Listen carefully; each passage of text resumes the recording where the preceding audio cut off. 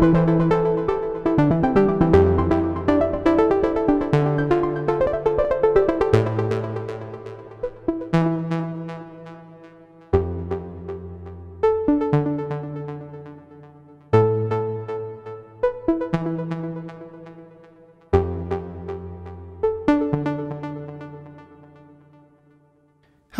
so a while back I made a video on how it can be useful to send the same MIDI to multiple synthesizers.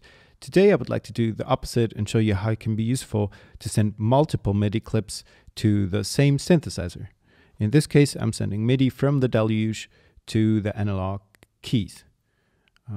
Now all these blue tracks here, blue is just for orientation, the pink one down here is the drum track. The blue ones are all MIDI clips and they all use the same MIDI channel. Now, if you have a look here, for the first one, it says 1. For the second one, it says 1A. Third one, 1B, 1C, and so on. This means these can all send MIDI to the same synthesizer simultaneously. There's two options for using the same MIDI channels on the Deluge. This is one of them. The other one would be to use the exact same MIDI channel. For instance, MIDI channel 1 on these two tracks. Now they won't play simultaneously. Once I launch the second one, the first one automatically turns off. This can be useful if you have different sections of a song, so you can start the second section and you don't have to worry about turning the first one off. In my case, I don't want it that way, so I'll set it back to 1A. My goal is more to be able to build on something really simple. For instance, this melody here.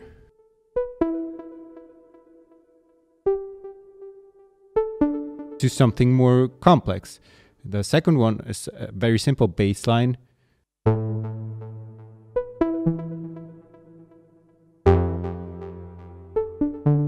The third one adds some ornaments to the melody, makes it a bit busier.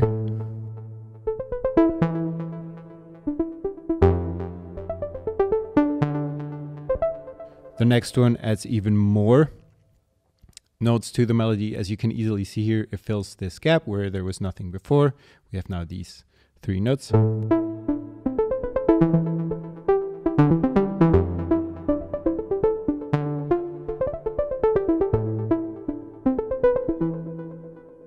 And then here we have a shorter sequence. That's also possible this way. Just repeating over and over. Let's hear them all together.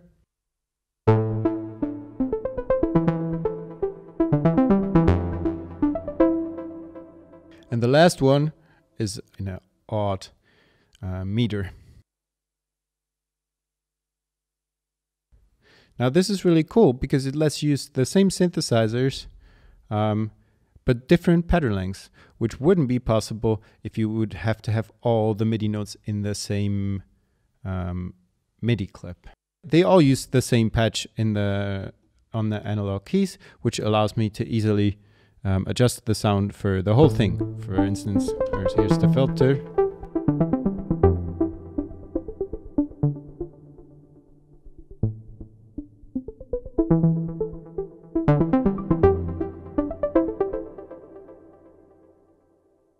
Yeah, I think that's a really useful tool for things like this, where I want to be able to easily add stuff or take stuff away from a melody without having to copy the pattern over and over again with all the notes in there. It also makes editing a lot easier because if I want to make changes to just one of the parts, I don't have to go in there and find all the right notes. I can just choose the thing that I want to make changes to, for example, this guy, and let's say move it up or down in octaves. Here's the higher octave, back down, even lower. And everything else stays where it's supposed to be. So that's really handy. So yeah, that's all I have to say about this. I'm gonna do just now what I was talking about a second ago and build from this one melody to the whole thing and add the little beat here as well.